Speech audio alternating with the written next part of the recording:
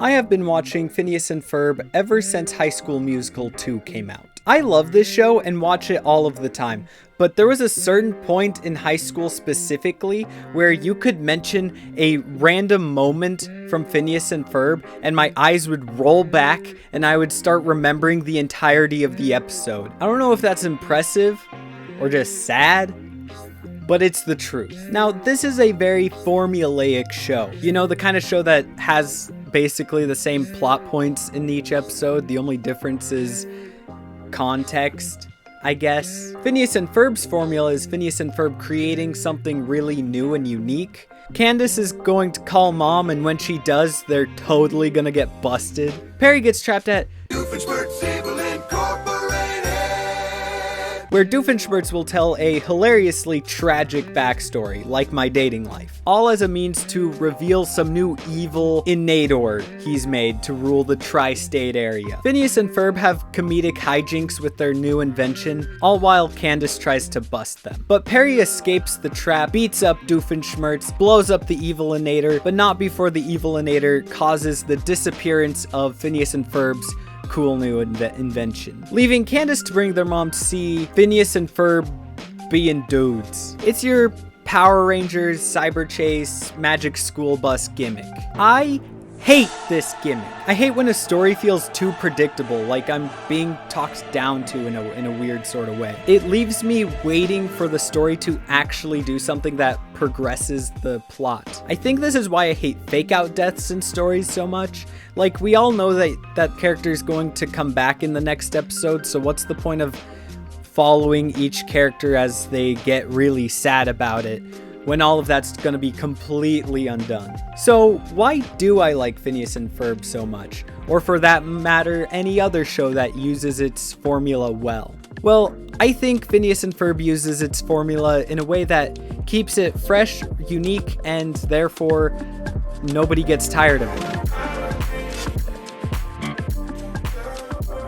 Lampshading is when you point out a problem in the hopes that will just make it not a problem in the story anymore. So Phineas and Ferb aren't really lampshading per se, but they have a certain amount of self-awareness when it comes to how they acknowledge the formula in their own show, and even going as far as to just flat out breaking the fourth wall sometimes. The show often has a very ironic sense of humor, and that's typically where it relies on for the most part. Because of this, they set up a show where it's more appropriate to call out the irony of these people's everyday lives. Something that sells this really well is how all of their jokes about the formula or being cartoon characters is in character for the person giving the joke.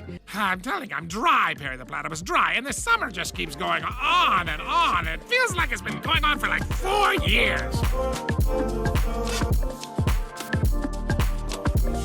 They make subtle changes to the formula all of the time, and I feel like the best way of conveying this is just giving an example. While writing this, I was watching Season 1, Episode 20, specifically referring to the episode Put That Putter Away. Candace in this episode is super sick to the point where she can barely speak, so she needs to recruit her best friend Stacy to bust her brothers for her. Stacy is not a D1 Phineas and Ferb hater like Candace, and so when she tries to bust the brothers, she just ends up having so much fun with them that she gets completely carried away, ultimately being no help to Candace at all. This leads Candace to more or less say the funny Thanos thing and start walking out to her mom's car. So ultimately, instead of busting Phineas and Ferb, Stacy just becomes forever known as the disco miniature golfing queen. Meanwhile, in the B plot, Perry has not been able to get a lot of vacation days recently, and you can clearly tell that he's pretty done with life. Today, he can't take a vacation because, and get this, Doofenshmirtz moved to the suburbs. What is Doofenshmirtz going to do in a suburb? Try to rule the tri-neighborhood area? No. In fact, all he wants to do is listen to evil translations of classics. Chapter 1. Tom Sawyer's dislike of Aunt Polly was rivaled only by his hatred of puppies.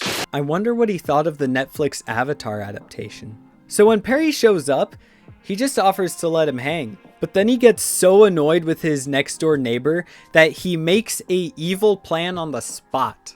And I have a question. Why does everything this man owns turn into a trap? Like, that's gotta be a lot of work. And also a lot of money. Like, where is that coming from? His impromptu plan fails so miserably that Perry doesn't even have to do anything and it still fails. Then he just sends the miniature golf course elsewhere. I think along with the escape room that's slowly poisoning the entire universe, this is one of the few Phineas and Ferb creations that is still intact and running.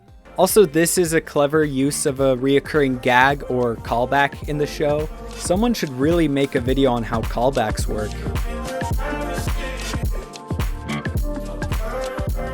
Sometimes they will just trade out plot elements, like that time Candace helped Phineas and Ferb bring Love Handle back together, leaving an interesting twist where instead of trying to bring the mom to see what Phineas and Ferb did, that she's actively trying to get her mom away from Phineas and Ferb. Also in that same episode, Perry helps Doofenshmirtz prepare a birthday party, which is also an interesting spin on the formula. And even that change to the formula helps develop the status quo of Phineas and Ferb. Slowly throughout the series, we start to see Doofenshmirtz and Perry become like frenemies, and these developments help make the show feel like it's still progressing, even though that each episode still follows the same exact formula.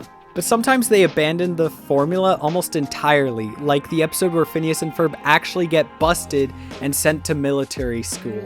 But even this episode is not just haphazardly made. The whole episode's plot revolves around the fact that the formula changed once. Candace brings her mom home to show the boys doing something, and it actually works. It's a nice episode where we can explore the ramifications of that sort of thing, even though it is just Candace's subconscious according to the subconscious of Perry, the platypus. This show gets a little confusing sometimes, don't worry about it. Heck, sometimes Phineas and Ferb are not the Phineas and Ferb that we've been following for most of the show. Here, they are cavemen. Here, they are ancient Chinese citizens trained by Perry the Platypus in the ways of martial arts. They are taught to sweat milk. I haven't sweated milk since puberty.